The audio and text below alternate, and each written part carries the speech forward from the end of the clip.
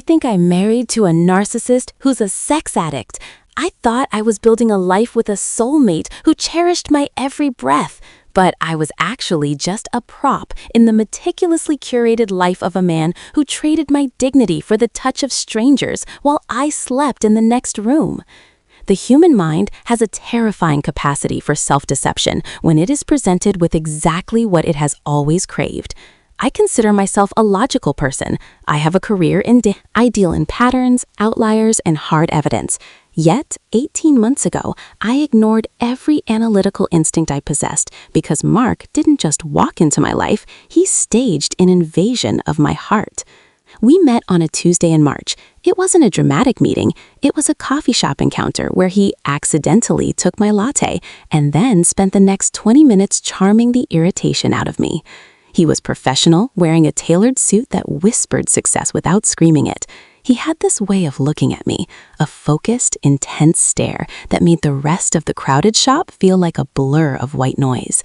Within a week, we were seeing each other every night. Within a month, he told me he had never felt a connection this profound.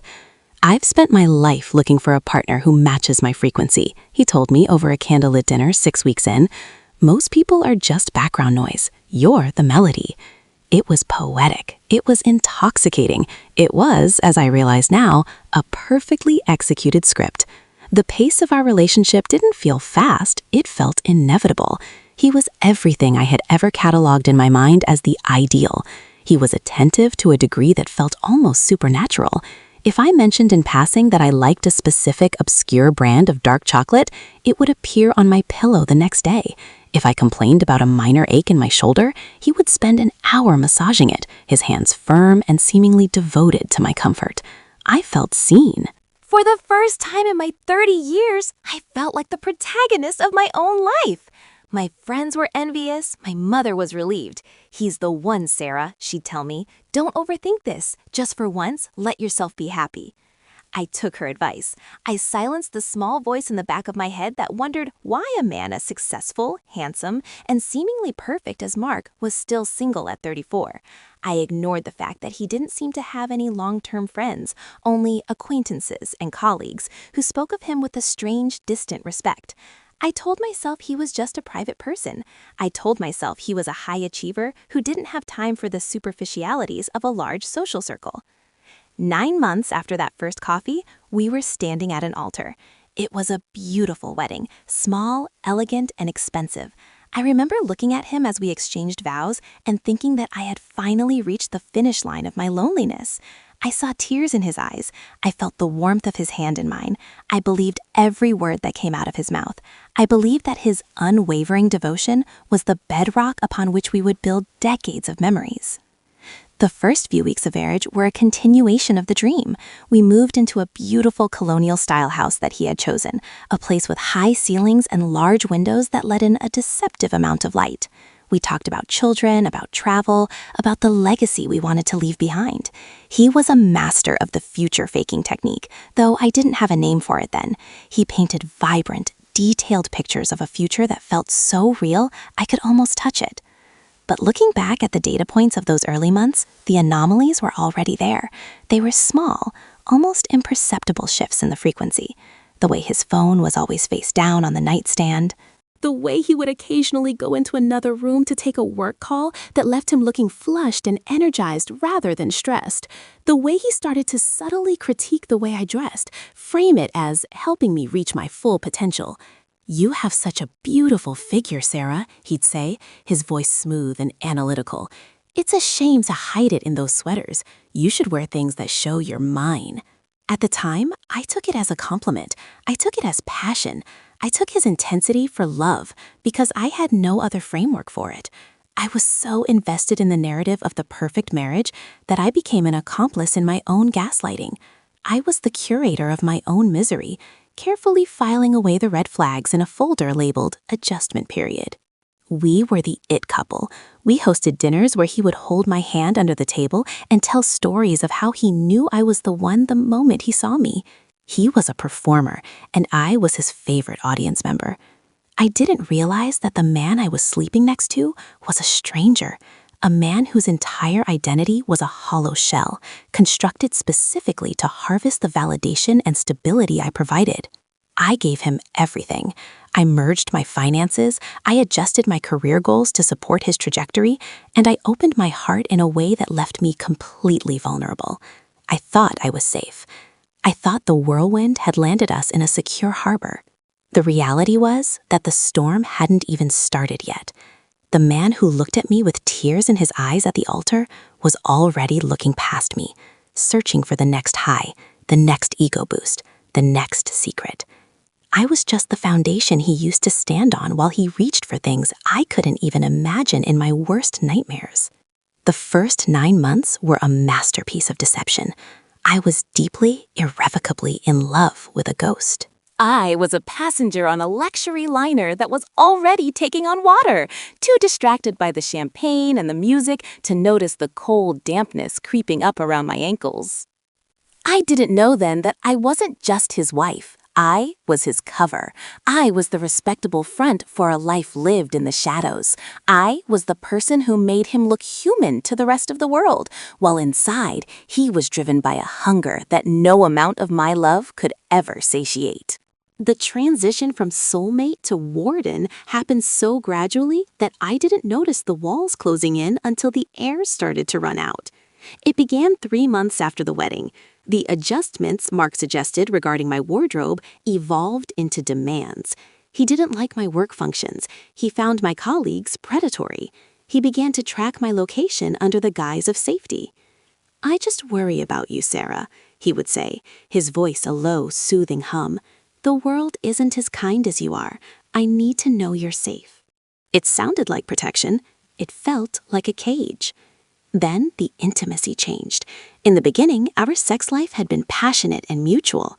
It was the glue I thought held us together during those long nights of talking about our future. But once the ring was on my finger, the nature of that connection shifted from a shared language to a mandatory service. Mark's needs became the sun around which our entire domestic life orbited. If he was stressed, I was the outlet. If he was bored, I was the entertainment. He began to introduce a rhetoric that I found chillingly clinical. He spoke of marital rights and conjugal duties. He framed sex not as an act of love, but as a contractual obligation I had signed when I said, "I do." A wife's primary role is to ensure her husband doesn't have to look elsewhere, he told me one Tuesday night after I had tried to turn in early for a big presentation the next morning. I was exhausted. My head was throbbing. I told him I wasn't up for it. He didn't get angry. Not at first. He became cold. He sat on the edge of the bed, his back to me, radiating a silent, heavy resentment that filled the room like smoke. "I see," he said. "So my needs are secondary to your spreadsheet? I work 10 hours a day to provide this life for us, Sarah. All I ask for is a little intimacy, and you treat it like a chore. It's incredibly selfish." The word selfish hit me like a physical blow. I had spent the last 6 months rewriting my entire life to fit his. I had stopped seeing my friends because he found them tiring. I had stopped taking the evening yoga classes I loved because he wanted me home to greet him. I was pouring everything I had into the vessel of our marriage, and he was calling me selfish. I apologized. I always apologized. I moved closer to him, ignoring the exhaustion, and I performed. I learned to perform very well. But it was never enough. The goalposts were constantly moving. If I was enthusiastic, I was trying too hard, or it felt performative. If I was passive, I was boring and uninvested. He began to demand things that made me uncomfortable, acts that felt dehumanizing, filmed on his phone for us, he claimed. When I hesitated, the gaslighting intensified. "You're so repressed, Sarah. It's actually kind of sad. A normal wife wants to please her husband. Why are you making this so difficult? Do you want me to be unhappy? Do you want me to feel rejected in my own home?" His voice was always calm. That was the most terrifying part. He spoke with the logic of a prosecutor. He made my boundaries feel like character flaws. He made my physical discomfort feel like a betrayal of our vows.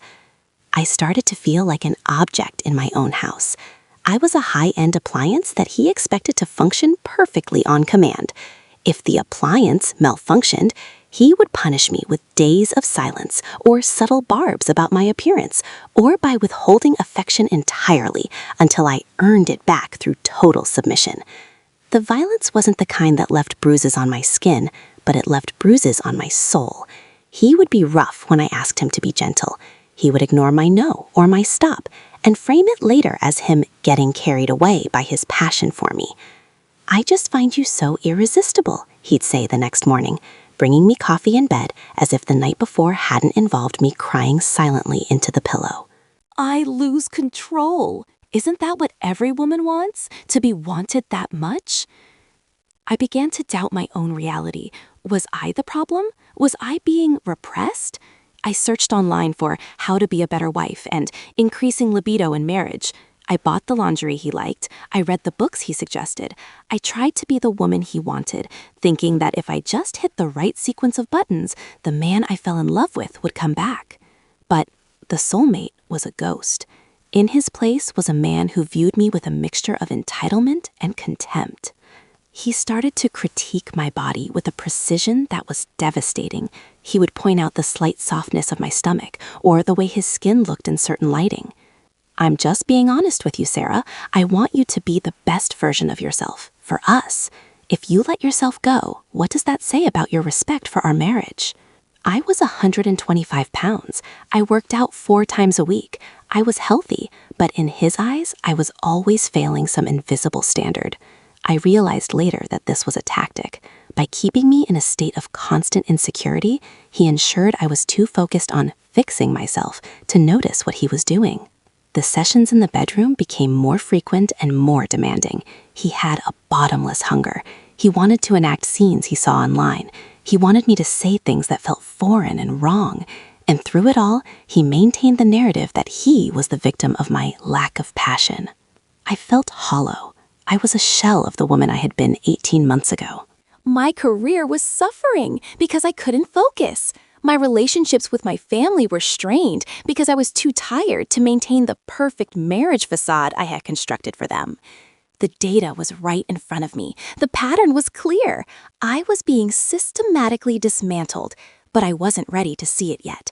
I was still trapped in the sunk cost fallacy. I had invested so much of my identity into this man that admitting he was a monster felt like admitting I didn't exist. I kept trying to fill the void.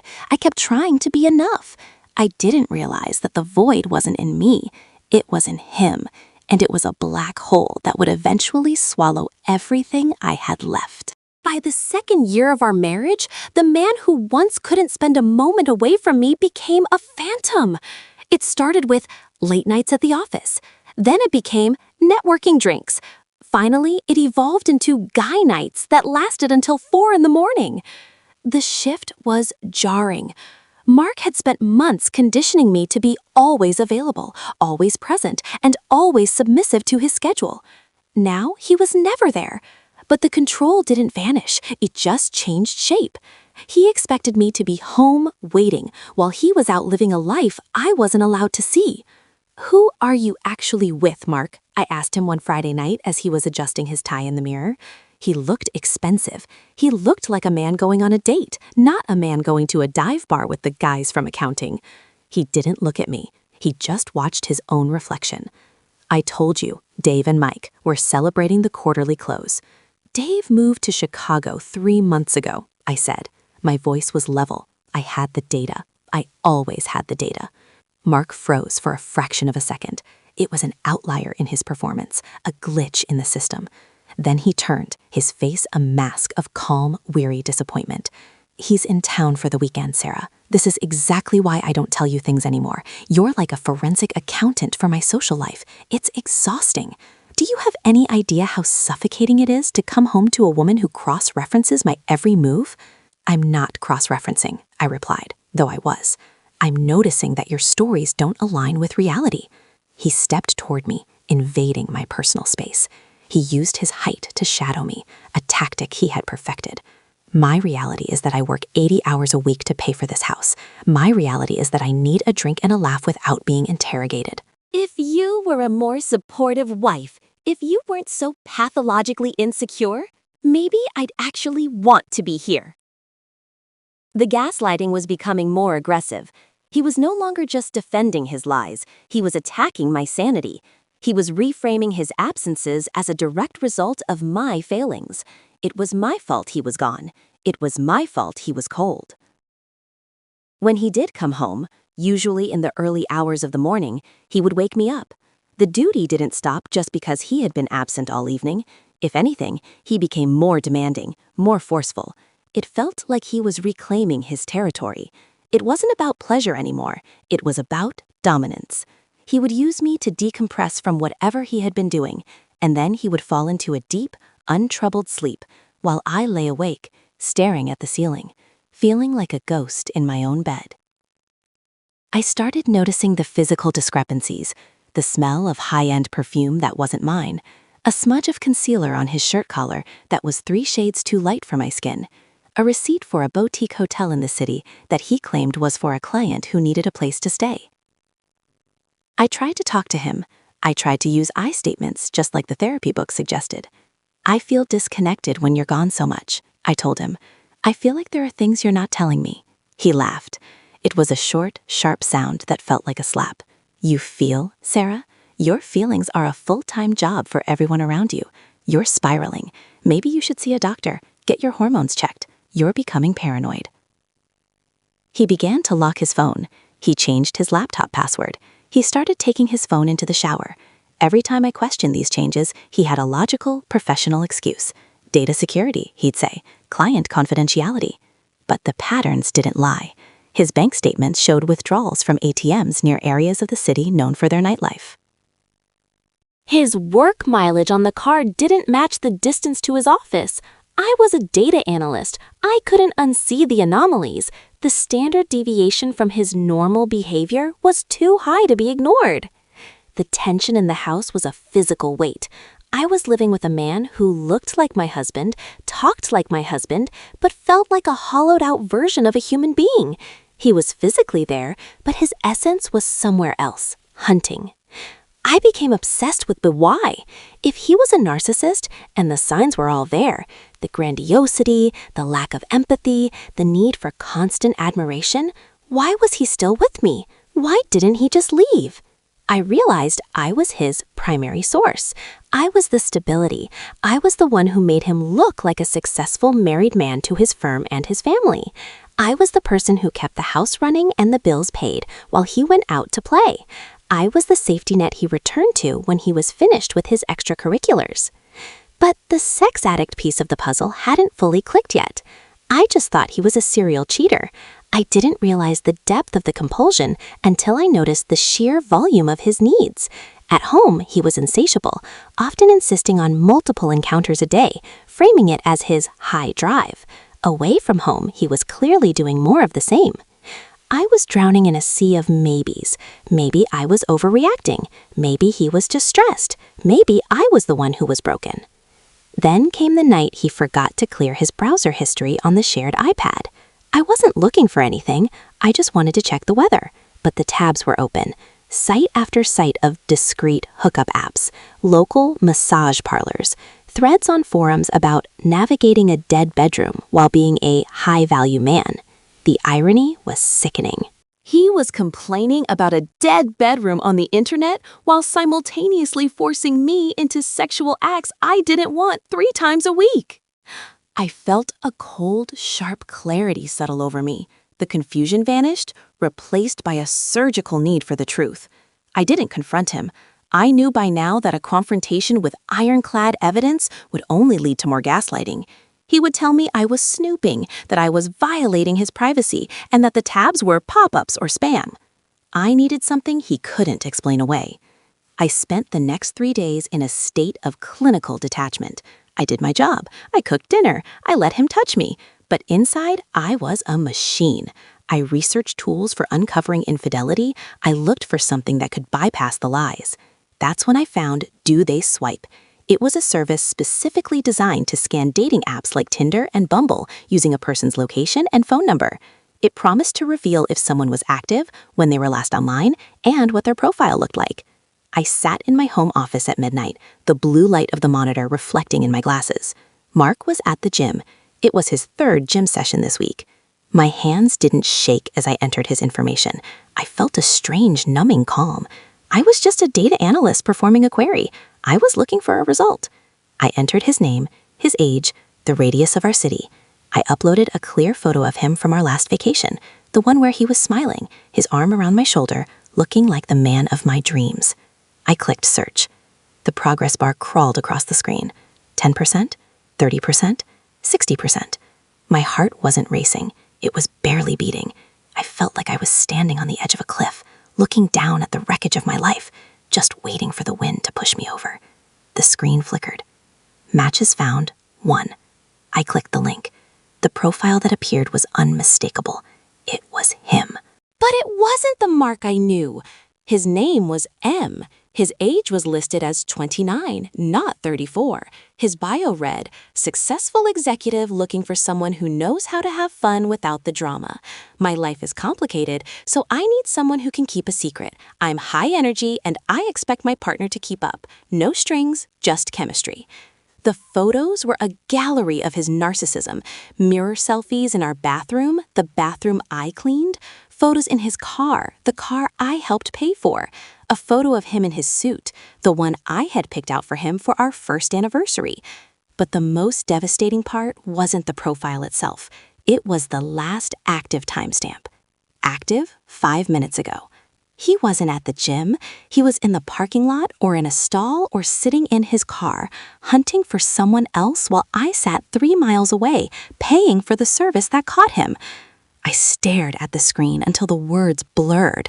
The high energy he mentioned wasn't passion. It was a hunger. It was an addiction. He wasn't just a narcissist. He was a predator who used people like batteries. He would drain me until I was empty, and then he would swap me out for a fresh charge. The escalation was complete. There were no more excuses, no more maybes. The data was conclusive.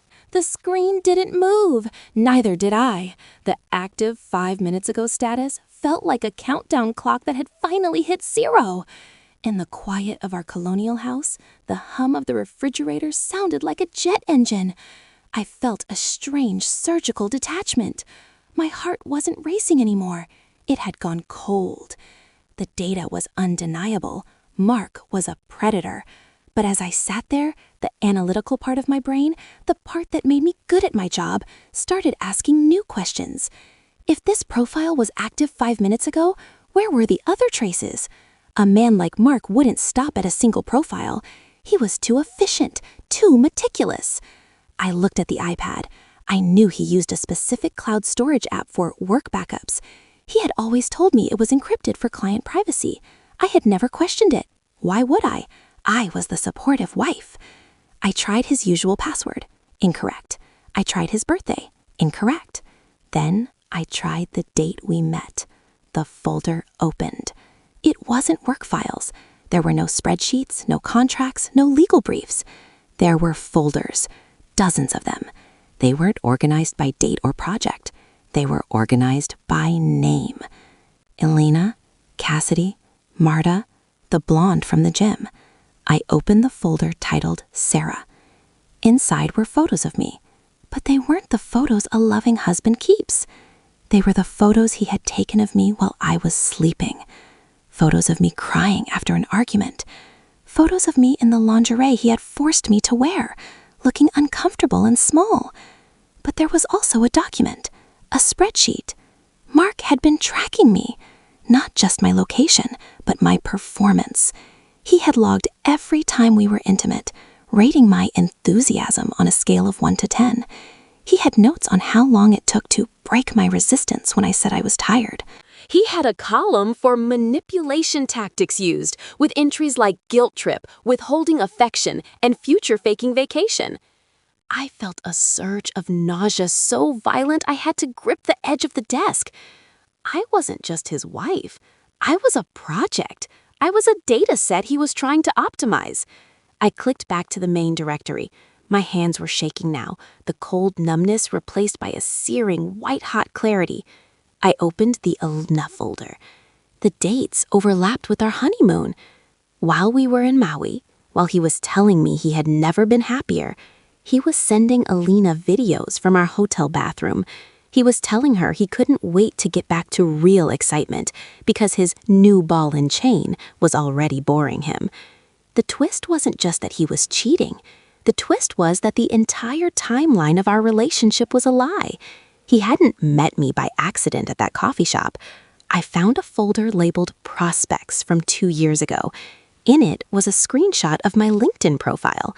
He had scouted me. He had targeted me because my profile suggested I was stable, high-earning, and had a small social circle. I was the perfect primary source. He didn't love me. He had never loved me. I was a curated acquisition. I went deeper. I found folders for escorts, sugar babies, and Craigslist. The volume was staggering. Hundreds of women, thousands of messages. He was active on every platform imaginable. He had a separate bank account, one I didn't know about, dedicated solely to funding this shadow life. The man I married didn't exist. Mark was a composite of lies designed to mirror exactly what I wanted so he could secure a home base. I was his cover story. I provided the respectability he needed to climb the corporate ladder, while he spent his nights and work trips descending into a level of depravity that made my skin crawl. I found a journal file. It was a collection of his thoughts. Sarah is getting suspicious. One entry from last month read, "Need to dial up the gaslighting. Told her she's becoming paranoid and needs a doctor. She cried for an hour. It was pathetic but effective. She'll be submissive for at least another week. The power of making her doubt her own eyes is better than the sex itself." I stared at the words. The power of making her doubt her own eyes. Every argument we had, every time I thought I was losing my mind, every time I apologized for things I didn't do, it was all calculated. He wasn't just a sex addict, he was a psychological arsonist. He enjoyed the destruction. He enjoyed watching me crumble because it proved his dominance. The sex addiction was just the mechanism. The narcissism was the engine. He needed the constant variety of women to feed his ego, and he needed my brokenness to feel powerful. I looked at the clock, 12:45 a.m. The garage door groaned. He was home. I closed the iPad and tucked it under a stack of magazines. I stood up, my legs feeling like lead. I walked into the kitchen and poured a glass of water. I needed to be the primary source for just a few more minutes. I needed to be the woman who was spiraling and hormonal. He walked in, smelling of cold air and that expensive cologne. He looked at me, his eyes scanning for my emotional state. He was looking for the pathetic Sarah from his journal. "Still up?" he asked, his voice smooth. He walked over to kiss my forehead. I didn't flinch. I let him touch me. "I told you not to wait up, honey. You look exhausted. You're overthinking things again, aren't you?" "Just couldn't sleep," I said. My voice was a masterpiece of flat, tired resignation. "How was the gym?" "Good. Hit a new personal best on the rack." He lied. He didn't even blink. He looked me right in the eye with the same gaze he used at the altar. "You should really go to bed. You're getting those dark circles again. It makes you look Stressed. He was already planting the seeds for the next round of critiques, already optimizing my insecurity. "You're right," I said. "I am stressed. I think I'll sleep in the guest room tonight. I don't want to keep you awake with my tossing and turning." His expression shifted, just a flicker of annoyance. He didn't like losing access to his outlet. "Don't be dramatic, Sarah," he said, his tone sharpening. "A wife belongs in her husband's bed. Don't start this again. I've had a long day, and the last thing I need is you playing the victim because I stayed at the gym an hour late." "I'm not playing anything, Mark," I said, moving toward the hallway. "I just need some space." "Space?" He stepped in front of me, blocking the path. He was smiling, but his eyes were like flint. "Space is for people who haven't made a commitment. You're my wife. You don't get to just check out because you're having a mood. Now go upstairs, take off that sweater, and wait for me." It was a command. It was the duty he had spent months enforcing. In that moment, I realized I wasn't afraid of him anymore. You can't be afraid of something you've already dissected. He was just a collection of flaws and predictable patterns. He was a small man with a big appetite, and he had finally bitten off more than he could digest. "No," I said. He blinked. The no was an outlier. It didn't fit his spreadsheet. "What did you just say to me?" I said no. I'm sleeping in the guest room. We can talk in the morning. I pushed past him. He didn't grab me. He was too smart for that. He preferred the invisible bruises. Fine, he called after me, his voice dripping with condescension. Go hide, but don't expect me to be here when you decide to grow up. Your insecurity is becoming a real deal breaker, Sarah. I'm losing my patience. I closed the guest room door and locked it. I didn't cry. I sat on the edge of the bed and opened my phone. I didn't call a lawyer. Not yet. I didn't call my mother. I opened my email and started a new draft. I began to attach the files I had downloaded from his cloud storage, the spreadsheet, the journal, the photos of Elena, the screenshots of his Tinder profile. I addressed it to his managing partner, to his parents, to my parents, and to the woman named Elena. I looked at the send button. I realized that if I pushed it now, he would come through that door. He would be a cornered animal. I needed to be gone first. The twist wasn't just that he was a monster. The twist was that I had been a data analyst my whole life, and I had finally found the most important data point of all, my own value. I was no longer a prospect. I was no longer a project. I was the person who was about to delete his entire life. I spent the next 4 hours as a ghost in my own home. I didn't pack a suitcase that would be a visual cue he could track. I packed a gym bag. I filled it with my passport, my birth certificate, 3 days of clothes, and the iPad.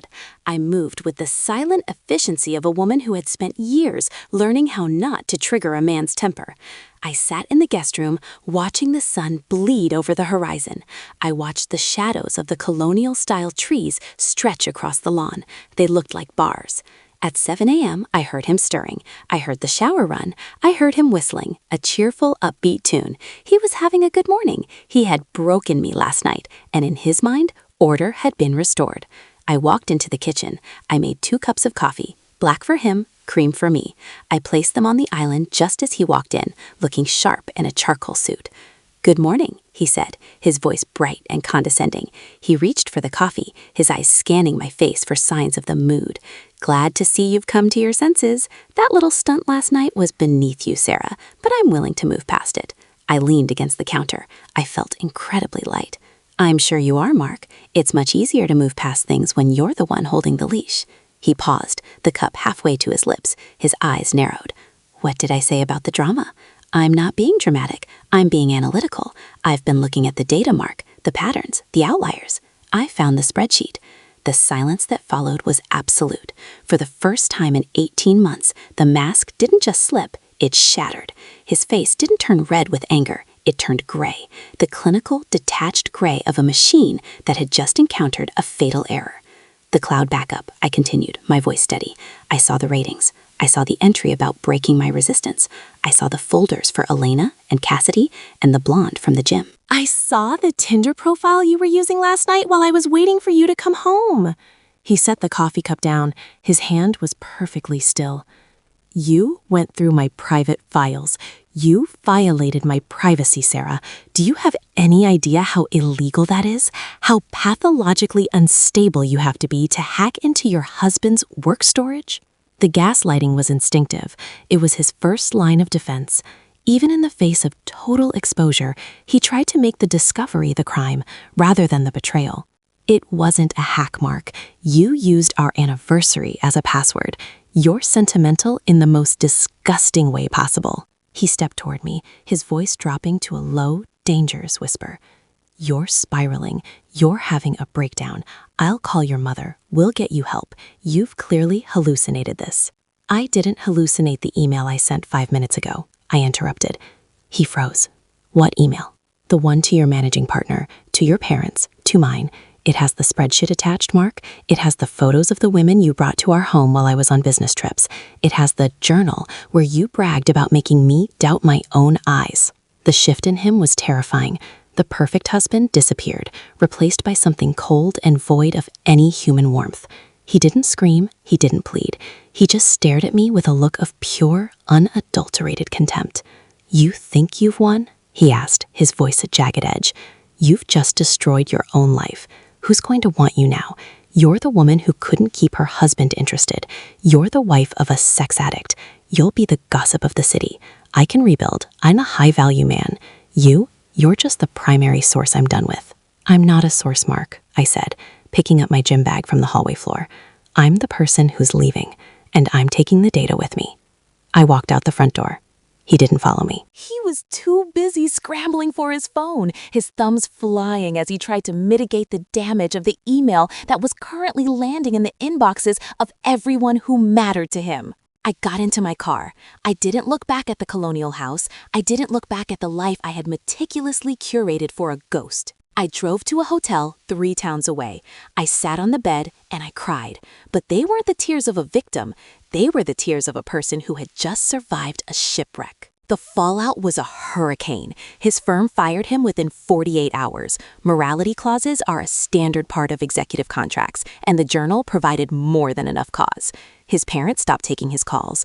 My mother, finally seeing the monster behind the mask, stayed with me for a week, holding my hand while I scrubbed the memory of him from my skin. He tried to sue me, of course. He tried to claim I had defamed him, but truth is the ultimate defense. Every time his lawyers sent a letter, I sent back a new data point from the cloud storage. Eventually, they stopped writing. It's been 6 months now. I live in a small apartment with high ceilings and no rules about the furniture. I wear sweaters that are 3 sizes too big because I like the way they feel. I go to yoga every evening. I don't check anyone's location. Sometimes I wake up in the middle of the night, reaching for a person who isn't there. I feel a flash of the old panic, the urge to apologize for a dream I didn't have. But then I see the moonlight on the floor, and I remember. I was married to a man who lived in the shadows. I was the light he used to hide his darkness.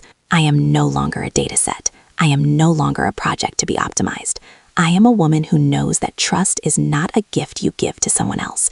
It's a standard you hold for yourself. The man I loved never existed, but the woman who survived him is very real. And for the first time in my life, she is the only person I need to please. The data is clear. I am free.